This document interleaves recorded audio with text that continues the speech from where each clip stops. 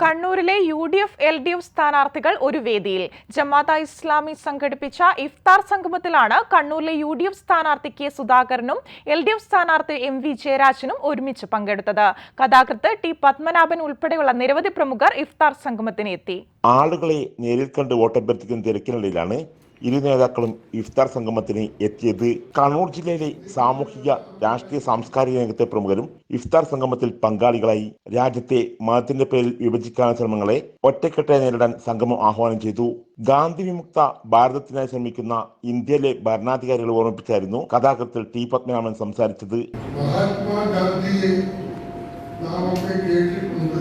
ഗാന്ധി മുക്ത ഭാരതത്തിന്റെ ഇന്ത്യയിലെ ഭരണാധികാരികൾ വളരെയധികമായി എത്രയോ കാലമായി ശ്രമിച്ചു വരികയാണ്.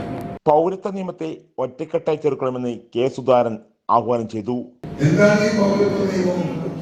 മതങ്ങൾ നോക്കി, ജാതികൾ നോക്കി പൗരത്വം നൽകുന്ന ഒരു സമ്പ്രദായം നമ്മുടെ നാട്ടിൽ ഇത്രയും വിശാലമായ ജനാധിപത്യ മതേതര രാഷ്ട്രമായി ജീവിച്ച ഇത്രയേറെ പരസ്പര ധാരണയും പരസ്പര പൂരകമായ ബന്ധവും നിലനിർത്തിയ ഒരു രാഷ്ട്രത്തിൽ നമുക്ക് സ്വപ്നത്തിൽ പോലും ആലോചിക്കാൻ സാധിക്കാത്ത പൗരത്വ നിയമം, അതിനെ അറിവിക്കടഞ്ഞിലേക്ക് പുതുക്കാൻ നമ്മൾ ഒറ്റ മനസ്സായി ഒറ്റക്കെട്ടായി നമുക്ക് പോകാൻ സാധിക്കണം എന്നാണ് എനിക്ക് ഈ സന്ദർഭത്തിൽ നിങ്ങളോട് ആഹ്വാനം ചെയ്യാനും ആവശ്യപ്പെടാനും ഉള്ളത്.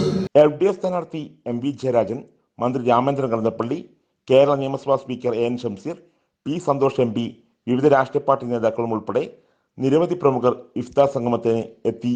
ജയ് ഹിന്ദ് ന്യൂസ്, കണ്ണൂർ.